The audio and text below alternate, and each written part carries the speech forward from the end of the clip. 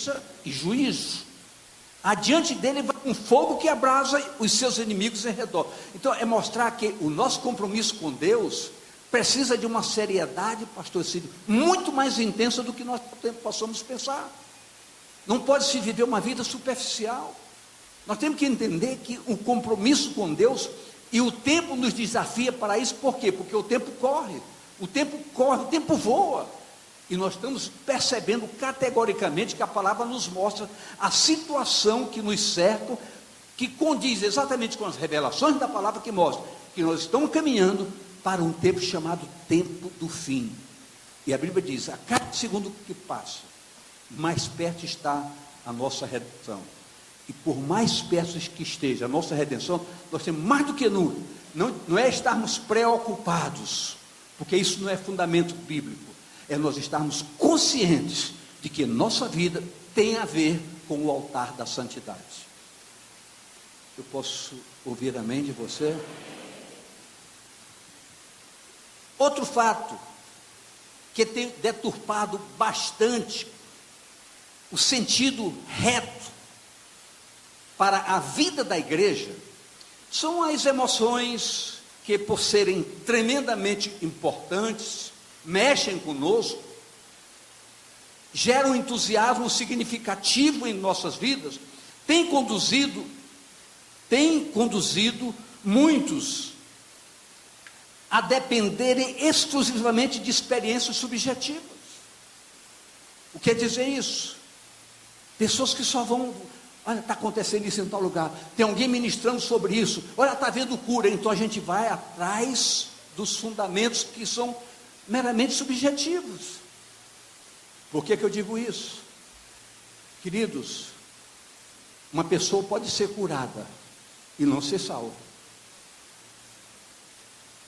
Então muitas vezes nós estamos correndo com avidez atrás das coisas secundárias.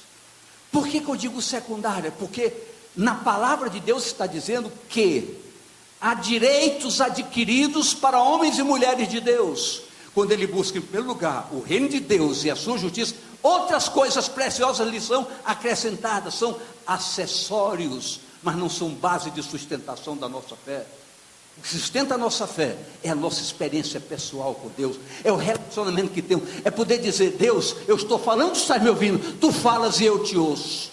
Isso não é superficialidade, isso é intimidade com Deus. É que a igreja precisa ter e viver, para que o nome do Senhor seja glorificado na nossa vida e no nosso viver. É preciso isso, é preciso caracterizar esses fundamentos. E essas coisas superficiais não têm sustentação, esquecendo que existe espíritos bons e espíritos maus. Precisamos entender isso. O espírito mau age objetivando enganar.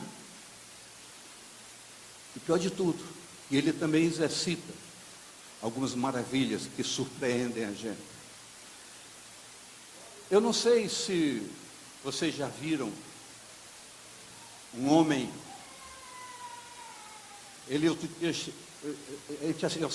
já assisti várias vezes, não sei quem já viu, um homem que ele faz coisas espantosas. Por exemplo, ele esteve no Rio de Janeiro recentemente, e ele esteve lá no Cristo Redentor, e ele pediu uma moça para bater a foto dele. Quando ela foi bater a foto dele, ele começou a subir. Ele jogou um baralho para cima, começou a chover baralho em tudo que foi lugar, parecia uma chuva. Ele sobe num prédio e desce caminhando pela parede. Quem já viu isso? Eu pergunto: o que é isso? É alguma mágica? O que é isso, Edinho? Um dia que vocês verem, vocês vão ficar assustados. Ele pega uma cédula de R$20 e transforma em 100, só passando o dedo. Eu olho aquilo, isso na frente de todo mundo. É assustador, é assustador. Eu só me lembro de uma coisa: meu Deus, isso não é de Deus. Não é de Deus. O que é? Não sei. Só sei que não é de Deus. Então não vamos nos assustar que coisas podem acontecer não sendo de Deus. Nós temos que estar, porque quem é de Deus sabe quando a coisa é de Deus. Porque quem é de Deus ouve a voz de Deus. Nós sabemos disso.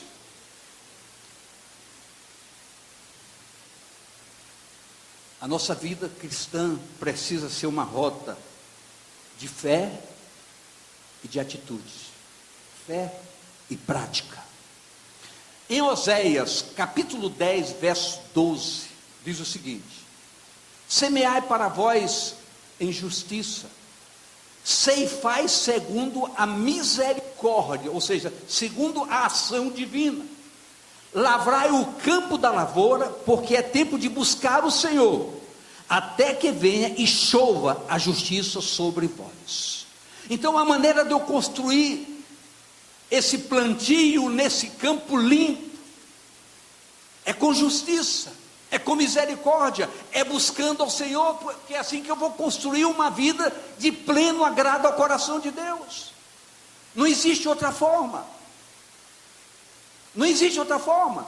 A igreja precisa entender que oração não é para um grupo especial, porque nós temos aqui um grupo de oração, o ministério de oração, mas a oração é um dever de cada um de nós. Compromisso em consagração de vida é um compromisso de cada um de nós. Compromisso de participação é um compromisso de cada um de nós. Então nós temos que entender que a nossa vida é uma vida comprometida com a verdade do Evangelho. Pastor, mas eu sou muito ocupado. Querido, Deus não busca desocupados, Deus busca ocupados, porque Ele quer ocupar muito mais com as coisas dele, para não haver vazio na nossa mente e lugar para que o inimigo possa penetrar e agir e nos enganar. É na intensidade da busca que se alcança patamares de excelência na presença do Senhor. Arai o campo virgem, semeai para vós outros com justiça, ceifai segundo a misericórdia. Arai o campo do pousio, porque é tempo de buscar ao Senhor, até que Ele venha e chova a justiça sobre vós. Posse da graça de Deus é algo que nós temos que buscar intensamente. Tomar posse, ter experiências profundas com Deus. O que é experiências com Deus? Queridos, testemunho é algo extraordinário. E tem pessoas que trazem testemunhos extraordinários mesmo. Pessoas até que recebem de Deus que a ministração que ela precisa ministrar é o testemunho de vida que ela precisa dar. Mas nós não podemos construir nossas vidas nos testemunhos dos outros. Eu preciso construir a minha intimidade com Deus com o meu testemunho. Porque assim como Deus fala com o meu vizinho, que é um homem de Deus, com minha vizinha, que é uma mulher de Deus, precisa falar comigo, que sou um homem de Deus. Você consegue entender isso? Por favor. Fale com a pessoa do seu lado, pergunte, você consegue entender isso? Então diga, você precisa ter experiências com Deus, suas experiências pessoais. Dê uma puxada.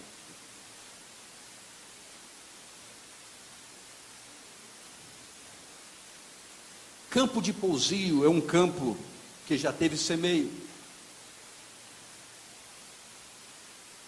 Quem aqui teve uma vida no passado equivocada? Então nosso campo já teve semeio. Mas a palavra está dizendo, o campo do pousio é aquele campo que foi semeado, mas foi limpo, adubado. É um campo novo que agora recebe uma nova semente que nada tem a ver com a semente do passado. O poder do Evangelho anula passado e constrói um novo presente e gera um novo futuro.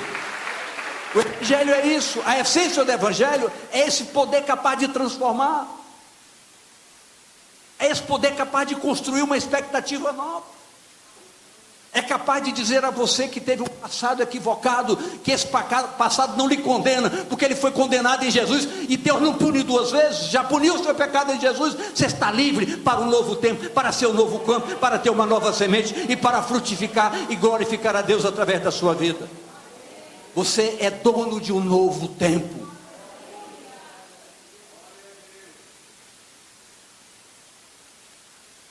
O Evangelho é extremamente desafiador. O Evangelho é o quê? Presta atenção. Vejamos Marcos 10, 23. Então Jesus, olhando ao redor, disse aos seus discípulos: quão dificilmente entrarão no reino de Deus os que têm riquezas. Ele disse, não entrarão. Ele disse, quão dificilmente. Por quê? Porque, querido, quer queiramos, quer não, posses nos enganam. Muitas vezes nós achamos que nós temos posses, nós podemos dar jeito em tudo. Mas grave isso. Recursos não compram nem constroem a sua salvação. E muitas vezes eles são espinhos terríveis que bloqueiam a sua visão do reino. Então Jesus foi muito claro quão dificilmente é, porque ele foi procurado por um homem rico. E quando Jesus disse, dá tudo, vem e segue-me, baixou a cabeça e se retirou, porque tinha muitas coisas. Jesus não cobra isso da gente, mas ele nos ensina com referências, para que a referência norteie o nosso caminhar. 1 Coríntios 1, 27 e 28 diz, mas Deus escolheu as coisas loucas deste mundo para confundir as sábias, e Deus escolheu as coisas fracas deste mundo para confundir as fortes, e Deus escolheu as coisas vis deste mundo, e coisas desprezíveis, e as que não são, para aniquilar as que são. Ou seja, Deus escolheu a simplicidade, a humildade, a singeleza, para confundir a soberba, a vaidade, o orgulho, a grandeza humana. Então Deus está mostrando para conosco que, apesar de Deus permitir que possamos ter as maiores riquezas do mundo, mas a simplicidade e a dependência de Deus precisa nortear o nosso caminhar de cada dia. Hoje é um dia em que estaremos ministrando a ceia. O pastor Marcelo já falou que os que não foram batizados, no próximo dia 6 teremos essa oportunidade, 6 de junho. Mas quão bom se nós pudermos analisar nesta manhã, nesta tarde, nesta noite, quão importante é pararmos um pouco, introspectarmos, ou seja, olharmos para dentro de nós, e possamos nessa manhã avaliar como verdadeiramente está e é a minha vida, a sua vida, o meu compromisso, o seu compromisso com Deus. Até que ponto nossa vida é um reflexo de que temos um compromisso efetivo com Ele, nas mínimas coisas, nos mínimos detalhes. Quão bom é se a gente aproveitar cada oportunidade e fazer dessa palavra um instrumento de poder em nossas vidas, para administrarmos uma evolução, um crescer, um evoluir, um alcançar um patamar mais dinâmico no que diz respeito à intimidade, a um compromisso com Deus. Quão bom se nós fizermos isso. Ainda diz 1 Coríntios 1,18, porque a palavra da cruz é loucura para os que perecem, mas para nós que somos salvos. Que somos o quê? Olhe para mim, por favor. Você leu direito esse verso? Nós que somos o quê? Você tem convicção disso? A maior importância é você se perguntar, você tem convicção disso? A palavra diz que se nós esperarmos em Cristo apenas nessa vida, nós somos mais miseráveis de todos os homens. Então nós temos que ter convicção da salvação eterna, para dizer, valeu a pena abrir mão, renunciar a tantas coisas que poderíamos estar fazendo nessa manhã, poderíamos estar em um lugar totalmente diferente nessa manhã, mas nós optamos estar aqui. Isso precisa valer a pena. Diga à pessoa do seu lado, faça valer a pena o seu compromisso com Deus e com a sua palavra. Jesus, igreja, é o autor e consumador da nossa fé. Ele pagou o preço redentor, como nos diz Filipenses 2, de 6 a 9, olha o que nos diz. Filipenses, eu pulei e coloque.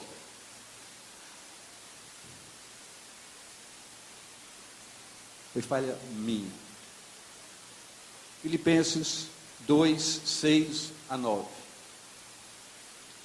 Que sendo em forma de Deus, não teve por usurpação ser igual a Deus, mas aniquilou-se a si mesmo, tomando a forma de servo, fazendo-se semelhante aos homens, e achado na forma de homem, humilhou-se a si mesmo, sendo obediente até a morte e morte de cruz. Pelo que também Deus o exaltou soberanamente e lhe deu um nome que é sobre todo o nome. Preste bem atenção. Jesus evidenciou um abrir mão de si, um negar-se, um deixar de lado as suas prerrogativas de direitos, razões e vontade, para simplesmente dizer, quero obedecer e glorificar a Deus no meu caminhar. Foi o que Jesus fez. Então Jesus, na realidade, e Paulo percebeu isso, que ele diz, olha, sede meus imitadores como eu sou do Senhor. Por quê? Porque essa prerrogativa de abrir mão de si mesmo precisa ocupar espaço em nossas vidas. Já disse aqui várias vezes, e vou repetir, como um homem eu tenho direito ao que eu bem quiser, eu posso fazer o que eu bem quiser, eu sou livre, mas eu preciso ter o prazer de dizer, posso, mas não faço, porque eu preciso glorificar aquele que é soberano sobre a minha vida. É preciso nós entendamos isso. Isso não é história de púlpito, isso é fundamento de vida. Isso é para você ouvir e entender que para glorificar a Deus, você tem que abrir mão de muitas coisas que lhe são até de direito. Negar-se, esvaziar-se, não permitir qualquer impedimento para fazer a obra do Pai, em caráter definitivo, foi a ação de Jesus. E a minha ação, para que eu possa glorificar a Deus com testemunho de vida, eu preciso abrir mão de muitas coisas. Eu preciso abrir mão de muitas coisas. É muito importante para todos nós, queridos, que entendamos que não se trata de sacrifício. Deus não pede sacrifício para ninguém, porque tudo que eu construí, abrindo mão de prerrogativas pessoais hoje, eu estou fazendo em benefício próprio, porque a minha salvação, Terezinha, é um prêmio que Deus me deu, mas construí-la é uma guerra que eu tenho que vencer. E tem um detalhe, eu não estou sozinho nessa guerra, porque a palavra diz que quando eu criei, eu fui selado com o Espírito Santo de poder, e esse Espírito Santo nos conduz mais do que vencedores em Cristo Jesus. É o Espírito de poder que norteia o nosso caminhar e nos fortalece para uma jornada bem sucedida a cada dia, a cada momento da nossa vida.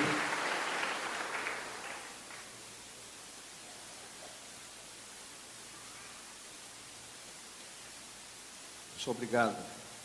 Tem um carro Gol prata, placa OTB 7639, na porta de um vizinho. Ele está criando um maior problema lá fora, porque esse carro está impedindo a saída do carro dele. OTB 7639. Ó, tremenda bobagem colocar na garagem dos outros. OTB.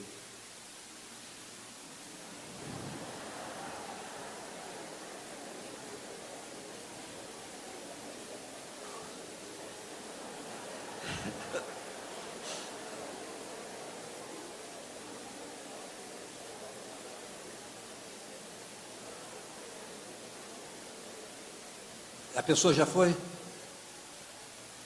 Não é daqui? Não está aqui? Vai lá, Paulo. Vou repetir. OTB 7639, carro Gol Prata. Está em frente a uma garagem. É o seu?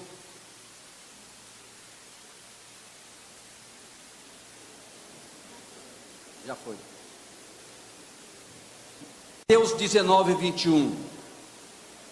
Disse-lhe Jesus: se queres ser perfeito, vai, vende tudo que tens, dá aos pobres e terás um tesouro no céu.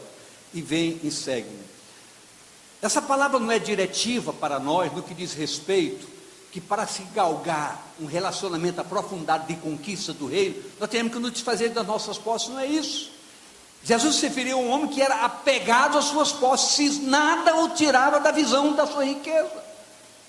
É diferente, é bem diferente, é bem diferente mesmo. Quando Jesus disse a um jovem rico que procurou, esse jovem ele procurou: pai, o que eu devo fazer para herdar a vida eterna? Jesus disse: desprende-te das tuas riquezas, desprende-te, pega esses espinhos e faz uma roçada neles. Abraão, quando chamado por Deus, a Bíblia diz que Abraão deixou tudo, caminhou na obediência. Abraão caminhou em quê? Na obediência. E veja o sucesso que lhe aconteceu na vida. Tudo que ele deixou, recebeu multiplicado, mas muitas vezes multiplicado. Ruth, diz a palavra de Deus que Ruth deixou tudo e seguiu a sua sogra, porque a sogra caminhava na rota do Deus Todo-Poderoso, e lhe conquistou coisas preciosas, por obediência. Muitas vezes, amada igreja, ficamos a nos perguntar, por quê? É bom buscar um esvaziar-se, que nos permita tomar livremente posse da graça de Deus. Nos perguntamos muitas vezes, por que não acontece conosco? Por que acontece com os outros e não acontece conosco? São perguntas que nem o púlpito vai responder. Quem tem que responder é você. Suas opções, suas escolhas é que dão a resposta. Somente suas opções dão as respostas.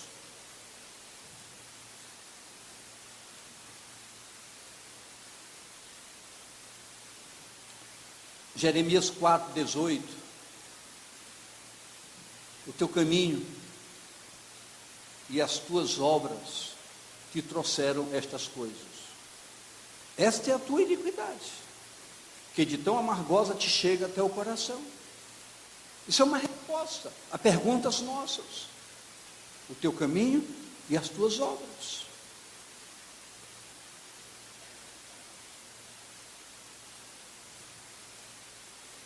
É o teu proceder.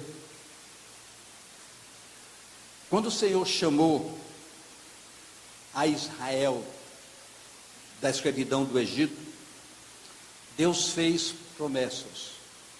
Deus disse àquele povo que aquele povo ia ser liberado de uma terra da escravidão, iria ser conduzido a uma terra onde manaria leite e mel.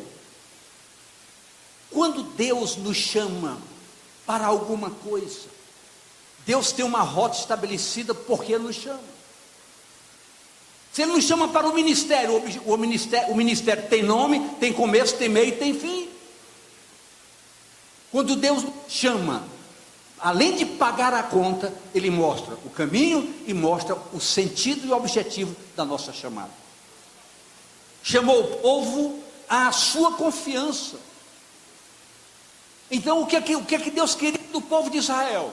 Eu estou tirando vocês aqui e quero levar vocês para uma terra que mana leite e mel.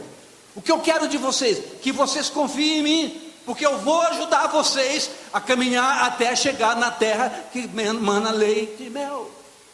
Mas Deus não disse, não teremos obstáculos pelo caminho. Deus não disse isso. Mas Deus disse, apesar dos obstáculos, eu levarei vocês ao lugar seguro.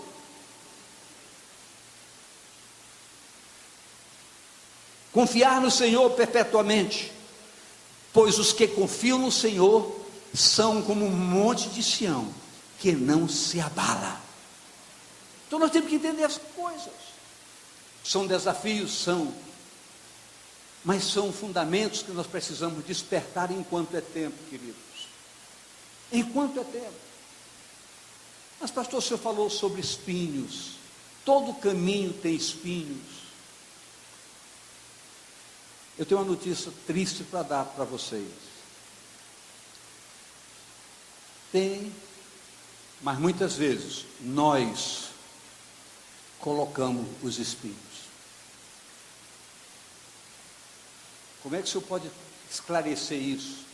Queridos, nós gostamos de novidades. E muita gente larga tudo para ir atrás de novidades. Ao invés de facilitar a rota que Deus lhe deu, ele busca desvios.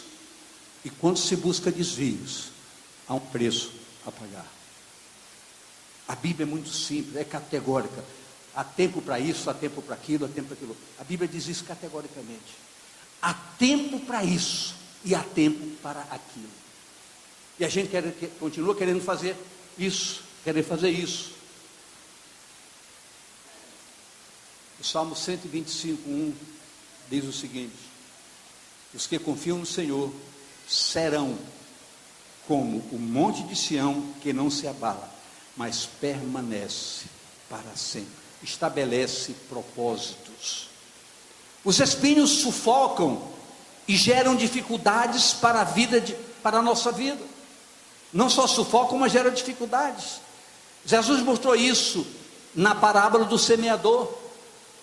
Lá em Mateus 13:7 diz o seguinte: e outro caiu entre espinhos, e os espinhos cresceram e sufocaram-na. Espinho sufoca, cria dificuldade, cria impedimento. Pedro e outros seguidores deixaram a rede para seguir a Jesus. Ora, o sustento de Pedro era a pescaria. Mas quando Jesus o chamou, ele deixou as redes e seguiu a Jesus. Em nenhum momento você vê na palavra que Pedro passou fome, porque Jesus é supridor de necessidades. Quando alguém está em Cristo, o que eu falei? Por favor, o que eu falei? Eu já disse isso aqui, vou repetir. O que é estar em Cristo? O que é alguém estar em Cristo? É como se eu procurasse pelo pastor Cílio. Onde é que o pastor Cílio? O pastor Cílio não está em casa. Eu pego o carro, vou à casa do pastor Cílio. Chego lá e encontro o pastor Cílio, porque ele está em casa. Se você está em Cristo, você tem que ser encontrado em Cristo. Não é encontrar você em lugares inadequados, fazendo coisas inadequadas. Quem está em Cristo tem que ser visto que está em Cristo. Eu posso ouvir amém? Amém. Diga isso a pessoa do seu lado, mas diga dando uma sacudidela nela. Diga: olha, se você está em Cristo, você tem que ser encontrado em Cristo. Quem está em Cristo e o segue, não pode ser o mesmo. Não pode ser o mesmo. Quando permitimos a inteiração dos propósitos de Deus em nossas vidas, as mudanças acontecem e geram alegria e um prazer incontido de agradá-lo, de glorificá-lo e de louvá-lo. Uma das coisas que mais machucam a gente é a angústia interior. Você está angustiado, não consegue ter respostas, ter expectativas. Mas quando você está numa comunhão plena com o Senhor, sabendo que sua vida está no altar, você pode andar de cabeça erguida, você não pode ter angústia. Você não pode ter angústia. A angústia advém de quê? De uma acusação que vem lá de dentro, mexendo com a gente. Alguma coisa que foi feita e não deveria ter sido feita. Que fazemos e não deveríamos fazer. Qualquer propósito ou processo que nos torne religiosos não pode agradar a Deus. Precisa ter mudanças comportamentais bastante significativas. Qual é a grande dificuldade para tudo isso? Deixa eu dizer algo para vocês. Eu sei que existem ministrações que geram alegria. A gente já começa a ouvir, já começa a se alegrar. Eu sei que existe. Mas eu sei que existem ministrações que nos levam a reflexões muito sérias. Eu não sei avaliar qual das duas é mais importante. Mas uma coisa eu sei dizer. A palavra precisa mexer conosco, com a minha verdade. Caso contrário, eu estou ouvindo apenas o que me acomoda, o que me agrada. Qual é a grande dificuldade de tirar espinhos? Diga comigo, quebrar vínculos. A maior dificuldade para se tirar espinho é quebrar vínculos. Nós criamos vínculos terríveis em nossas vidas, costumes terríveis, vínculos até de relacionamento errado, mas são vínculos difíceis de quebrar. Difíceis de quebrar. Isso é terrível. Esses espinhos ficam sufocando, até quando um ajuda, outro ajuda, mas a gente, eu quero. Aprenda a dizer uma coisa: Senhor, eu quero, mas eu quero saber se tu queres que eu deva querer. Eu posso ouvir amém, querido? Quebrar vínculos é um desafio dos mais sérios. Esses vínculos são transformados em vícios. E o inimigo age para não nos permitir abandoná-los por hipótese alguma. Basta a pessoa dar uma palavrinha que nos alegre, a gente volta à retomada, à recaída.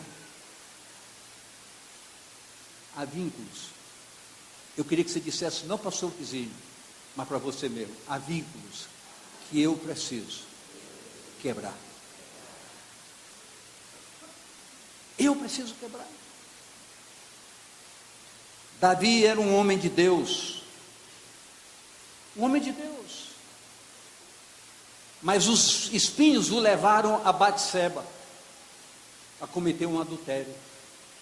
Porque os espinhos da atração não tinham saído da sua vida. Há espinhos que só nós podemos tirar. Ninguém, nem discipulador, nem pastor, ninguém. Quem tem de tirar é você.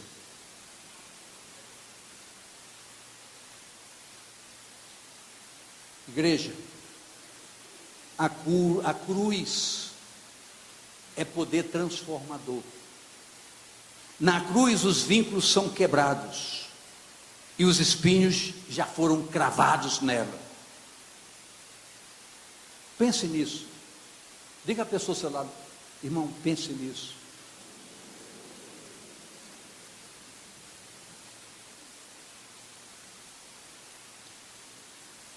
Queremos fazer uma festa dessa ceia desta manhã. Veja comigo Filipenses 3:8.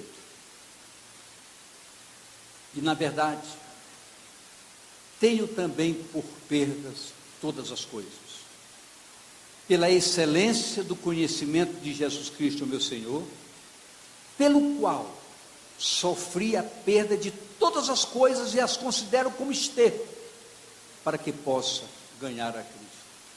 Paulo nos dá uma referência extremamente poderosa, eficiente, eficaz, dizendo que ele considerou muitas perdas na sua vida, pela excelência do conhecimento do Senhor Jesus.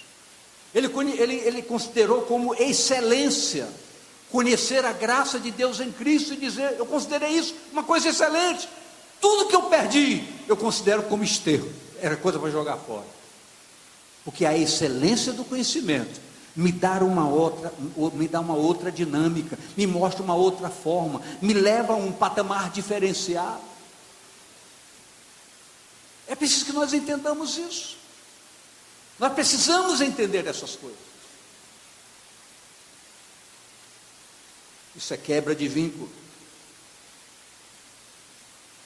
É o novo nascimento, novidade de vida, novas veredas, um novo caminho.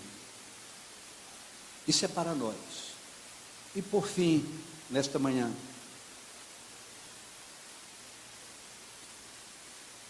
Isaías 43, 18 a 21. Cadê o pessoal do louvor?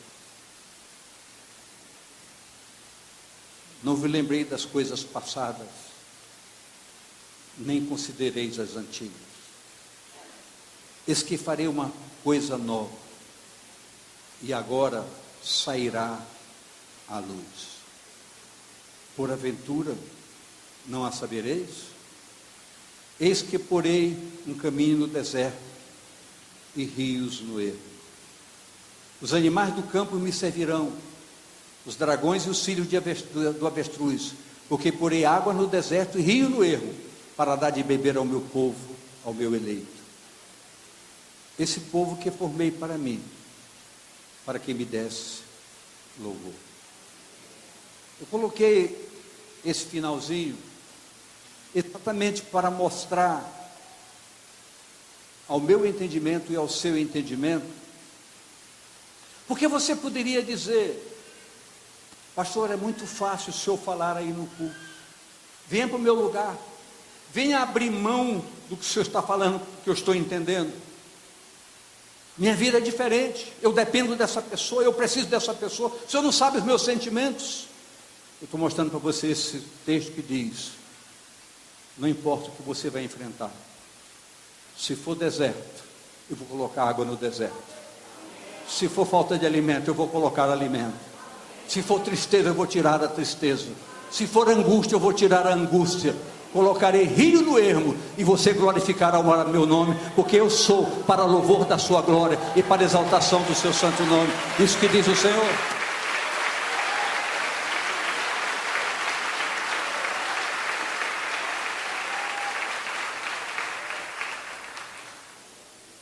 Fiquemos de pé.